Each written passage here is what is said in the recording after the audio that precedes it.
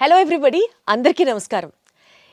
ఇప్పటి నుంచి మనం చేసే ఈ హెల్త్ సిరీస్ మీకు చాలా ఇన్ఫర్మేటివ్గా ఉంటాయి అండ్ చాలా హెల్ప్ఫుల్గా కూడా ఉంటాయి. If you follow each and every point of what we talk in the interview, because మీ అందరికీ ఉపయోగపడే సబ్జెక్ట్స్ గురించే మాట్లాడదాం. ఇన్ఫర్మేటివ్గా చాలా చాలా చాలా ఎడ్యుకేటివ్గా ఈ వీడియోస్ చేయాలి, అందరికీ ఉపయోగపడాలి అనే ఒక ఉద్దేశంతో స్టార్ట్ చేస్తున్నటువంటి ఈ సిరీస్లో నేను మీ అందరికీ ఇంట్రడ్యూస్ చేయబోతున్న డాక్టరు మరీ ముఖ్యంగా మా విజయవాడ వాళ్ళందరికీ చాలా అంటే చాలా చాలా చాలా బాగా తెలుసు. ఇన్ఫ్యాక్ట్ హీఈస్ నోన్ 2 తెలుగు రాష్ట్రాలలో దేశవ్యాప్తంగా తెలిసినప్పటికీ కూడా కొంచెం మా విజయవాడ ఆయన అని చెప్పి ఆ ప్రౌడ్ మూమెంట్ మాకుంటూ ఉంటుంది కదా, మాకు అనిపిస్తుంది కదా. So we will take the pride. And bariatric సర్జన్గా, సక్సెస్ఫుల్ బేరియాట్రిక్ సర్జన్గా చాలా థౌజండ్స్ ఆఫ్ మేబీ ఇంకా అంతకంటే ఎక్కువైనా సార్ థౌజండ్స్ ఆఫ్ ఆపరేషన్స్ సక్సెస్ఫుల్గా నిర్వహించిన డాక్టర్ గారు is actually a gastroenterologist and a surgeon. కాబట్టి 2 సబ్జెక్ట్స్ని కంబైన్ చేస్తూ మీ అందరికీ ఉపయోగపడేటువంటి వీడియోస్ చేయడమే ఈ సిరీస్ యొక్క లక్ష్యం. So without any delay, let me take the privilege in introducing to you all the celebrity doctor అనే చెప్పాలి, ఎందుకంటే ఆయన వీడియోస్ కూడా యూట్యూబ్లో ఫాలో అయ్యే వాళ్ళు బోలెడు మంది ఉంటారు. So he is none other than Ravikanth Kongara గారు. సార్ నమస్తే. నమస్తే అండి. ఎలా ఉన్నారు సార్? అంతా ఫైన్. ఎప్పుడు అలానే ఉంటారు సార్? ఎలా అలా how do you maintain that? అట్లా ఏం లేదండి, దానికి మెయింటైన్ చేయడానికి డిసిప్లిన్. మనకి మార్నింగ్ 8 కల్లా నాది సర్జరీ స్టార్ట్ అయిపోతాయి, 10-11 కల్లా ఓపీ స్టార్ట్ అవుతుంది. ఇంకా డైలీ రొటీన్ అదే. ఈవినింగ్ 5:30-6 వరకు వర్క్ జరుగుతుంది. ఇంకా తర్వాత 1 గంట 2 గంటలు జిమ్ చేసి మళ్ళీ రొటీన్ అదే ఎవ్రీడే. బేసికల్గా సిల్వర్ స్క్రీన్ మీద నాగార్జున గారు మారరు, ఇక్కడ బయట మీరు మారరు, ఎప్పుడు అలానే ఉంటారు, ఎప్పుడు చూసినా అలాగే ఉంటారు. మనం అందరికీ ట్రీట్ చేసే పేషెంట్సే ఒబీస్ పేషెంట్స్. వాళ్ళకి మనం ఇలా చేయండి అలా చేయండి అని చెప్పేటప్పుడు ముందు మనం హెల్తీగా లేమనుకోండి, we are not fit to preach them ఇలా చేయండి అలా చేయండి అని. ఫస్ట్ ఆఫ్ ఆల్ మన డిసిప్లిన్ మనం చూసుకుంటే వాళ్ళకి ఏదన్నా సలహా ఇవ్వచ్చు. Got it sir. సార్ యాక్చువల్గా ఎప్పుడో నుంచో మిమ్మల్ని అడగాలనుకుంటున్నాను. బేరియాట్రిక్ సర్జన్గా మీరు చాలా సక్సెస్ఫుల్గా చాలా బాగా ప్రమోట్ చేశారు and people all know you that way. కాకపోతే యువర్ యాక్చువల్ క్వాలిఫికేషన్ బీయింగ్ మీరు ఒక గ్యాస్ట్రోఎంట్రాలజిస్ట్ అండ్ సర్జన్. ఎప్పుడైతే మీరు యూట్యూబ్లో వీడియోస్ వీటి గురించి కూడా మాట్లాడడం స్టార్ట్ చేశారో అప్పుడు మా అందరికీ అర్థమైంది, ఓహో యూ ఆల్సో ట్రీట్ దిస్ అన్నది. ఎలా అట్లాగా from gastroenterology to bariatrics, how did it all happen? యాక్చువల్గా అండి, ఎంబీబీఎస్ తర్వాత 3 years సర్జరీ అండి, అది పోస్ట్ గ్రాడ్యుయేషన్. దాని తర్వాత super speciality 3 years gastroenterology, surgical gastro అనమాట. అది నిమ్స్లో చేయటం జరిగింది. నేను ఎంబీబీఎస్ తర్వాత ఎంబీబీఎస్ వరంగల్ కాకతీయ మెడికల్ కాలేజ్లో చేశాను. తర్వాత ఎంఎస్ జనరల్ సర్జరీ వచ్చేసి సర్జరీ మెయిన్స్ అన్ని రకాల సర్జరీస్కి ట్రైనింగ్ ఉంటుంది, అది ఉస్మానియా మెడికల్ కాలేజ్ హైదరాబాద్లో చేశాను. తర్వాత నిమ్స్లో గ్యాస్ట్రో చేశాను. సో నేను ప్రాక్టీస్ స్టార్ట్ చేసినప్పుడు నిమ్స్లో 2011లో నాది అయిపోయిన వెంటనే నెక్స్ట్ మంత్ ఇక్కడికి వచ్చి స్టార్ట్ చేశాను. ఎందుకంటే మా రిలేషన్, మా బ్రదర్ సిస్టర్ ఇటువైపు సెటిల్ అయినారు కదా, వాళ్ళ అందరం కలిసి ఉండొచ్చని ఇక్కడికి వచ్చాను. ఇక్కడికి వచ్చిన తర్వాత ఆల్రెడీ ఒక 10 మంది పైన గ్యాస్ట్రోఎంట్రాలజిస్టులు ఉన్నారు, సర్జన్స్ ఉన్నారు. సో ఒకప్పుడు ఇప్పుడు నేను కొత్తగా వస్తే నా దగ్గరికి ఎవరినైనా పేషెంట్ నమ్మి ఎలా పంపిస్తారు? ఇప్పుడే పాస్ అవుట్ అయ్యి వచ్చాం, వీడు ఎలా చేస్తాడో ఏం చేస్తాడో ఎప్పటి నుంచో ఉన్న డాక్టర్స్ ఉంటారు కదా. ఇప్పుడు ఒక గాల్ బ్లాడర్ ఆపరేషన్, పసర సంచిలో రాళ్ళకు ఆపరేషన్ చేయాలన్నా, అపెండిక్స్ ఆపరేషన్ చేయాలన్నా, పొట్టకు సంబంధించిన ఎండోస్కోపీ చేయాలన్నా, ఏదైనా కొత్తగా మనం వచ్చినప్పుడు మనం ఎవరికి తెలియదు. యాక్చువల్గా నేను చదువుకుందేమో వరంగల్ అండ్ హైదరాబాద్. ఒక 15 ఏళ్ళు మొత్తం నేను పుట్టింది పెరిగింది అంతా కూడా తెలంగాణలోనే, సెటిల్ అయింది ఇటు. కాబట్టి నాకు ఇటువైపు ఎక్కువ పరిచయాలు లేవు. మా ఫ్రెండ్స్ ఇప్పుడు హైదరాబాద్లో ఏ హాస్పిటల్కి వెళ్ళినా నా జూనియర్స్ కానీ సీనియర్స్ కానీ ఉంటారు. ఏ హాస్పిటల్కి వెళ్ళినా హలో హాయ్ అని పలకరించే ఫ్రెండ్స్ ఉంటారు. ఇక్కడ ఎవరు లేరు. అట్లా నాకు రిఫరల్స్ వచ్చేవి కావు. అంటే పలానా కండిషన్కి ఈయన క్వాలిఫైడ్ డాక్టరు, బెటర్ డాక్టర్ అనేది కొత్తగా వచ్చిన వాళ్ళకి ఎవరు ఉండరు. కాబట్టి నా దగ్గరికి రెగ్యులర్ గ్యాస్ట్రో ప్రాక్టీస్ ఏది వచ్చేది కాదు. ఓకే. దాంతో నాకేంటంటే ఇంకెలాగా చాలామంది చేస్తున్నారు కదా, ఎవరు చేయలేంది కష్టమైంది ఉన్నది బేరియాట్రిక్ సర్జరీ, అది చేద్దాం అనేది నాకు. దానికి స్పెషల్ ట్రైనింగ్ బెల్జియంలో చేసి వచ్చాను అనమాట. సో అందుకని నేను బేరియాట్రిక్ సర్జరీ ఆ కాలంలో ఎవ్వరు చేయట్లేదు. అది మొదలుపెట్టాం. మనం మొదలుపెట్టినప్పుడు ఛాలెంజింగ్ కేసెస్ తీసుకుని, అంటే 200 kgs హైదరాబాద్లో అన్ని కార్పొరేట్ హాస్పిటల్లో వదిలేసిన పేషెంట్స్ని కానీ, పండ్రి కానీ, బాల్భీముడు కానీ, అసలు ఇన్యూమరబుల్ 250 కేజీలు దాటిన పేషెంట్స్, చావు బతుకులు వచ్చిన పేషెంట్స్, అలా చాలామందిని ట్రీట్ చేయగలిగాం. సో అప్పుడు ఫోకస్ అంతా దాని మీద ఉండింది. దానివల్ల బేరియాట్రిక్ సర్జరీ ఎవరు చేసేవాళ్ళు లేరు కాబట్టి మీరు లైమ్ లైట్ లోకి రావడం జరిగింది. అది మోనోపోలీ లాగా ఎక్కువ రిఫరల్స్ అందరూ పేషెంట్ టు పేషెంట్ వచ్చేదన్నమాట.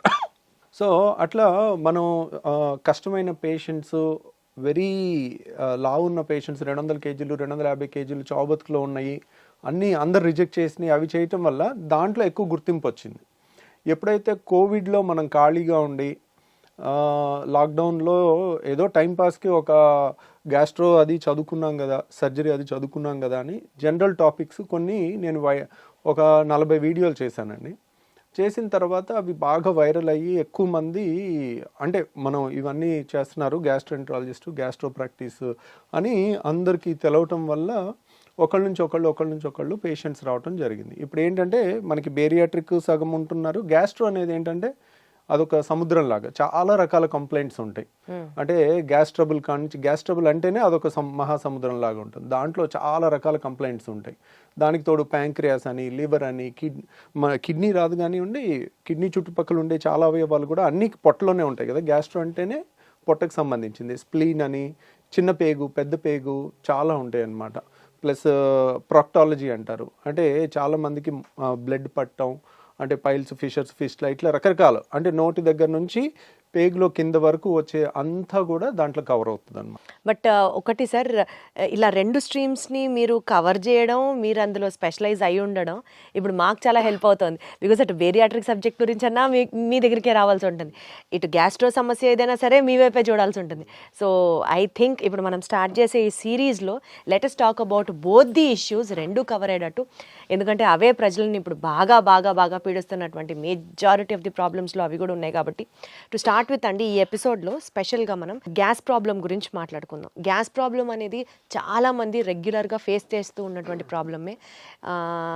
గ్యాస్ వదలడం అనేది మధ్యలో నలుగురిలో ఉన్నప్పుడు కాస్త ఇబ్బందిగా అనిపించవచ్చు. అండ్ బ్లోటింగ్, కడుపు ఎప్పుడు ఫుల్గా అనిపించడం, ఏమి తినాలనిపించకపోవడం. సో మేబీ ఇవాల్టి రేపటి మనకున్న స్ట్రెస్డ్ లైఫ్ స్టైల్ ఒక మేజర్ రోల్ ప్లే చేస్తున్నా సరే, గ్యాస్ ప్రాబ్లమ్ని కనుక సరిగ్గా ట్రీట్ చేయకపోతే చాలా కాంప్లికేషన్స్ కూడా వస్తాయని విన్నాము. So you have to tell us అసలు గ్యాస్ ప్రాబ్లం అంటే ఏంటి సార్, ఎన్ని రకాలు ఉంటాయి, and how do we overcome this? So గ్యాస్ట్రోఎంట్రాలజిస్ట్కి అంతా గ్యాస్ మయం లాగే ఉంటుందండి. రోజు ఉదయం నుంచి సాయంత్రం వరకు పేషెంట్స్ అందరూ గ్యాస్ అని వస్తారు. యాక్చువల్గా గ్యాస్ అనేది ఏమి ఉండదండి. యాక్చువల్గా టెక్స్ట్ బుక్లో సార్ నాకు గ్యాస్ ట్రబుల్ ఉందని అంటారు. గ్యాస్ ట్రబుల్ అనే వర్డ్ ఎక్కడ పుస్తకాల్లో ఉండదు. There is no term, no disease like gas trouble. Okay, gas trouble అంటే ఒక్కొక్కరికి ఒక్కొక్కటి. ఇప్పుడు కొంతమందికి తేపులు ఎక్కువ వస్తే దాన్ని గ్యాస్ ట్రబుల్ అంటారు. కొంతమంది పట్టుభ్రమంగా ఉంటే గ్యాస్ ట్రబుల్ అంటారు. కొంతమందికి గ్యాస్ కింద నుంచి ఎక్కువ వస్తే దాన్ని గ్యాస్ ట్రబుల్ అనుకుంటారు. కొంతమంది కడుపు నొప్పి వస్తే గ్యాస్ అనుకుంటారు. కొంతమంది ఛాతీలో మంటలాగా ఉంటే గ్యాస్ ట్రబుల్ అనుకుంటారు. రకరకాలుగా. సో కొంతమందికి ఊరికే విరోచనాలు, ఇర్రెగ్యులర్గా బౌల్ మూమెంట్స్ వస్తే ఏదో గ్యాస్ ఉందని అంటుంటారు. బ్లోటింగ్ అంటారు, ఉబ్బరం అంటారు, ఇట్లా రకరకాల. ఇది పలానా ఒక జబ్బు కింద కాదని, it's a non specific patient తయారు చేసిన జబ్బు అనమాట.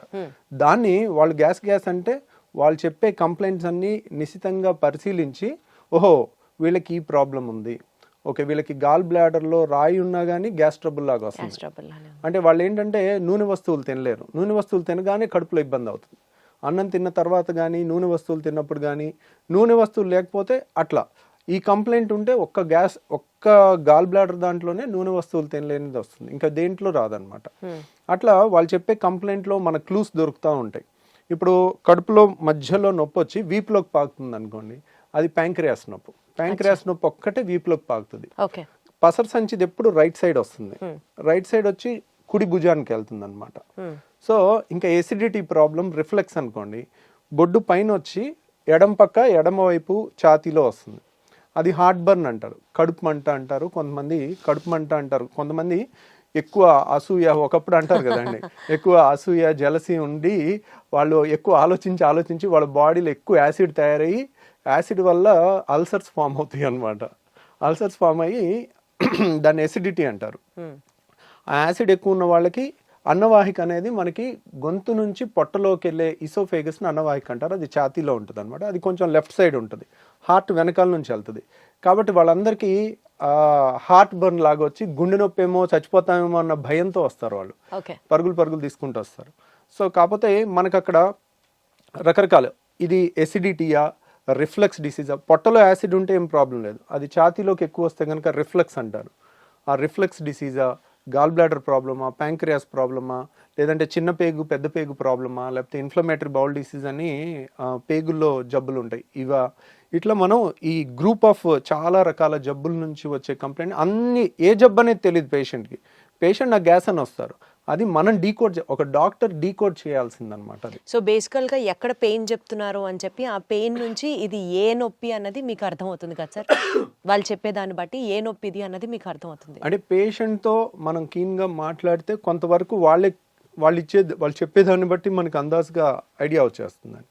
యూజువల్గా ఎడం పక్క ఛాతీలో నొప్పి అని ఒక 25 ఏళ్ళ కుర్రోడు వచ్చాడు అనుకోండి, 20-25 ఇయర్స్లో హార్ట్ అటాక్ రాదు. దట్ ఈస్ అదే 65 ఏళ్ళ మనిషి వచ్చాడు అనుకోండి, మనం అనుమానంగా చూడాలి.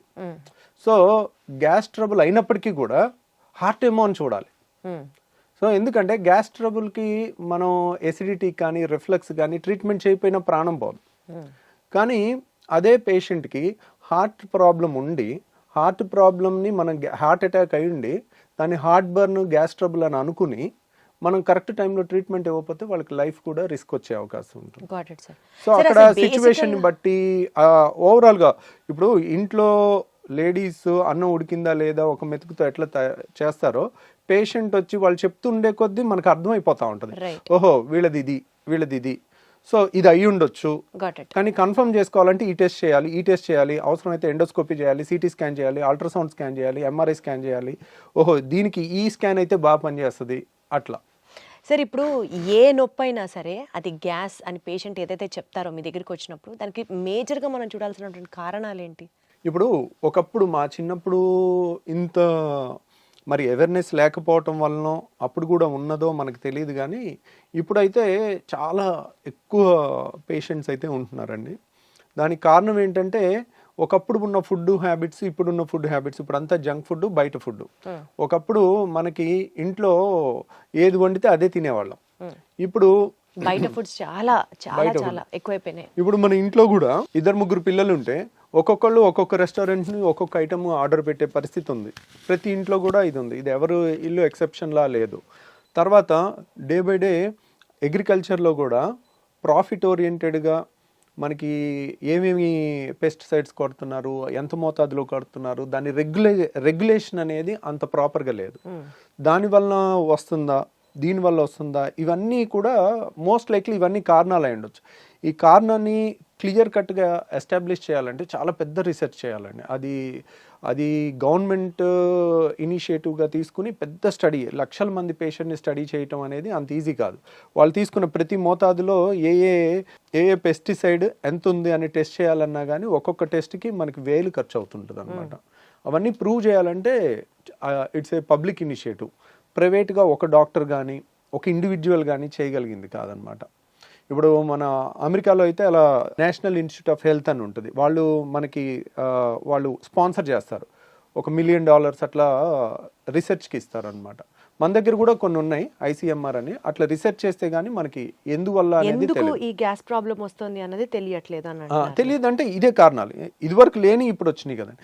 ఇప్పుడు ఇదివరకు ఇంత ఒబిసిటీ లేదు, ఇప్పుడు ఎందుకు వచ్చింది అంటే, ఇప్పుడు ఇదివరకు 2 వీలర్స్ ఎన్ని ఉన్నాయి, ఇప్పుడు ఎన్ని ఉన్నాయి. నా స్కూల్కి నేను నడుచుకుంటూ వెళ్ళేవాడిని, ఇప్పుడు మా పిల్లలు కార్లో దిగి కార్లో వెళ్తున్నారు. సో ఇప్పుడు ఎన్ని 2 వీలర్స్ ఉన్నాయి, అప్పుడు ఎన్ని లక్షలు ఉన్నాయి, ఇప్పుడు ఎన్ని కోట్లు ఉన్నాయి. రైట్. సో ఎన్ని లిఫ్ట్లు ఉన్నాయి, అప్పుడు మారుతున్న లైఫ్ స్టైల్ దీనికి మెయిన్ కారణం అన్నట్టుగా అర్థం చేసుకోవాలి మనం. అటు ఒబిసిటీకైనా, పెరుగుతున్న గ్యాస్ సమస్యలకైనా, పెరుగుతున్న క్యాన్సర్లకైనా కూడా మోస్ట్లీ మన పర్యావరణం మారటం కానీ అన్నీ కూడా కారణం అన్నమాట. సరే ఇప్పుడు ఈ గ్యాస్ ట్రబుల్కి అయితే మనం ఇట్లా జనరలైజ్డ్గా మాట్లాడుకుంటున్నాం. ప్రత్యేకంగా ఇందాక మీరు ఒక మాట అన్నారు, యాసిడ్ రిఫ్లెక్స్ అని. అంటే పొట్టలో ఉండాల్సిన యాసిడ్ పైకి తంతు ఉంటే అది యాసిడ్ రిఫ్లెక్స్ అని. అది కూడా ఎక్కువగా వింటున్నాం, అది కూడా ఒకలాంటి గ్యాస్ ప్రాబ్లమే అంటారా? దాని గురించి ఏమైనా డీటెయిల్గా మాట్లాడుకుందాం. అంటే చాలా మందికి అండి ఎసిడిటీ అంటే 2 రకాలు. ఒకటి పొట్టలో యాసిడ్ ఎక్కువ తయారవటం, టెన్షను, ఇర్రెగ్యులర్ ఫుడ్ హ్యాబిట్స్, ఆలోచన ఎక్కువ ఉండటం, సో పని ఒత్తిడి ఎక్కువ ఉండటం వల్ల బాడీలో యాసిడ్ ఎక్కువ తయారవుతుంది. ఎప్పుడైతే యాసిడ్ ఎక్కువ తయారవుతుందో మనకి కడుపులో మంట వస్తుంది, వాళ్ళకి బొడ్డు పై భాగంలో మంటలాగా వస్తుంది. సో ఆ మంట అనేది ఎప్పుడైతే పొట్టలో పై భాగంలో మంట వస్తుందో అది ఒక రకమైన ఎసిడిటీ. దానికి సింపుల్గా యాసిడ్ తగ్గించే యాంటాసిడ్ మందులు కానీ, కొత్తగా వచ్చిన పీపీఐస్ కానీ, అంటే ప్యాంటోప్రజోల్, రాబిప్రజోల్, ఒమిప్రజోల్, ఇసోమిప్రజోల్ అంటే రకరకాల ఏది వేసినా కానీ చాలా రిలీఫ్ వచ్చేస్తుంది. తర్వాత రెండోది ఏంటంటే మనకి డైలీ మన నోట్లో ఉమ్ము ఉంటుంది, దాని pH 7.4 ఉంటుంది. మన స్టమక్లో హైడ్రోక్లోరిక్ యాసిడ్ ఉంటుంది, అది కాన్సన్ట్రేటెడ్గానే ఉంటుంది. అంటే దాని pH వచ్చేసి 2 ఉంటుంది, <2, 1.5 to 2. అంటే వెరీ ఎసిడిక్ ఎన్వైర్న్మెంట్. ఎందుకు మన ఫుడ్ను అంతా డైజెస్ట్ చేయడానికి కానీ, అది ఆ యాసిడ్ ఎన్వైర్న్మెంట్ వచ్చిన క్రిముల్ని, అనవసరమైన క్రిముల్ని చంపడానికి కానీ అదొక ప్రొటెక్టివ్ మెకానిజం, డైజెషన్కి కానీ హెల్ప్ అవుతుంది అనమాట. సో ఈ యాసిడ్ అనేది పొట్టలో ఉండటం సహజ గుణం. కాబట్టి పొట్టలో ఎంత యాసిడ్ ఉన్నా మనకి ఇబ్బంది అయ్యదు. ఎందుకంటే పొట్ట గోడలో స్టమక్ వాల్లో యాసిడ్ని తట్టుకునే శక్తి ఉన్న వాళ్ళని ఆల్రెడీ మన బాడీ తయారు చేసుకుంది. ఇప్పుడు చూడండి, మన కాళ్ళు, అరికాళ్ళు అనేది మందంగా ఉంటాయి. అరికాళ్ళ మీద నడిచినా మనకి అవి మందంగా ఉండటం వల్ల అది అడాప్ట్ అయి ఉంటుంది అనమాట, మనకి ఏ ఇబ్బంది ఉండదు. అంతే బరువు మన చేతి మీద, కాలు మీద, వేరే చర్మం మీద పెడితే ఆ చర్మం ఊడిపోద్ది. ఎందుకు? ఇట్ ఈస్ నాట్, దానికి తయారవ్వలేదు, నడవటానికి అరికాలు తయారైంది.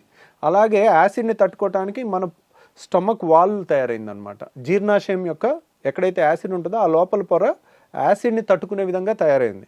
కానీ మన అన్నవాహిక, ఇసోఫేగస్, ఇక్కడ నుంచి ఇక్కడ వరకు ఉన్న ఇసోఫేగస్ మాత్రం అది యాసిడ్కి తట్టుకునేటట్టు తయారవ్వలేదు.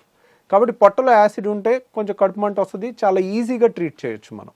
వాళ్ళకి గ్యాస్ ట్యాబ్లెట్ ఇస్తారు, కొన్ని యాంటాసిడ్ ఇస్తారు, తగ్గిపోతుంది, they will be very happy. కానీ ఈ పొట్టలో ఉండాల్సిన యాసిడ్ ఇక్కడ వాల్వ్ ఉంటుంది, ఛాతీకి పొట్టకి ఛాతీకి మధ్యలో ఒక వాల్వ్ ఉంటుంది, దాన్ని హయాటస్ అంటారు.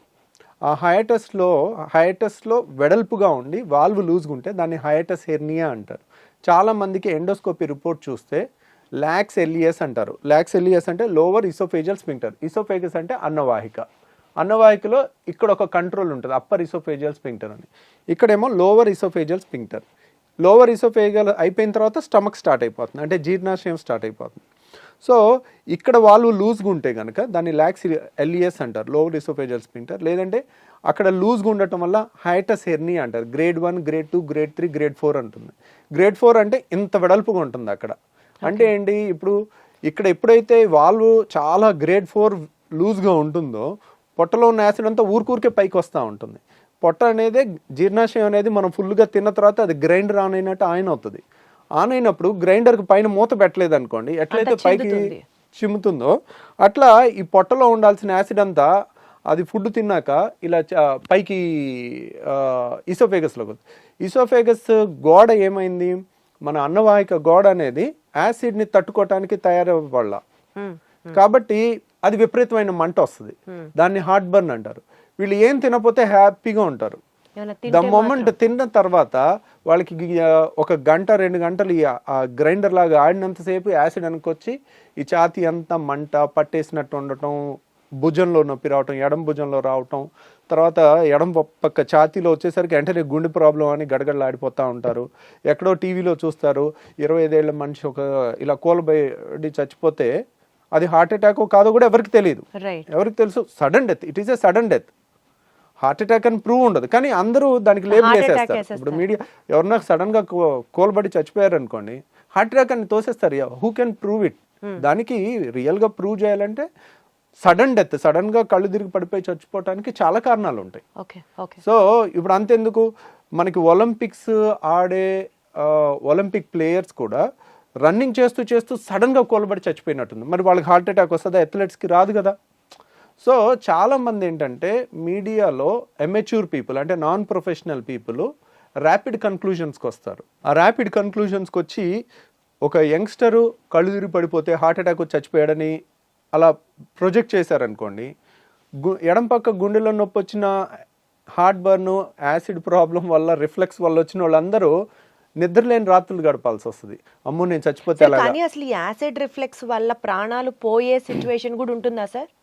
ఉండదు, కానీ ఆ భయంతో ప్రాణం పోయినట్టు బతుకుతారు వాళ్ళు. అయ్యయ్యో.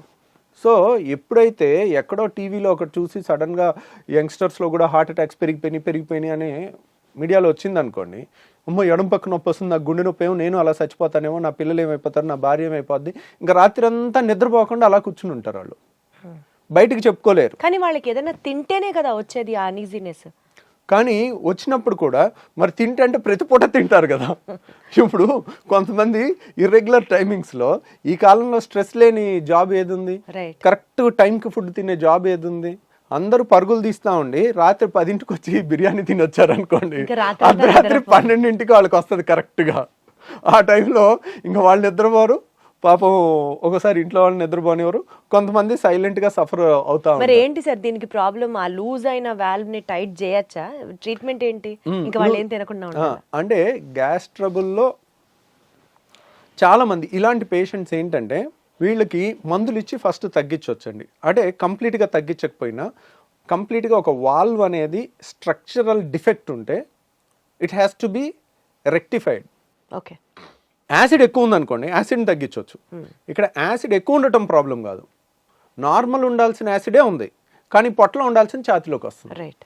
సో అక్కడ లూజ్గా ఉన్న వాల్వ్ని సో ఏదో విధంగా టైట్ చేసుకోవాలి. ఆ టైట్ చేసుకునే ముందు మనకి కొన్ని జాగ్రత్తలతో తగ్గించవచ్చు. ఆ జాగ్రత్తలు ఏంటంటే రిఫ్లెక్స్ కేర్ అంటారు దాన్ని. దాంట్లో ఏంటంటే ఒకేసారి కడుపు నిండా తినటం అనేది పెట్టుకోకూడదు.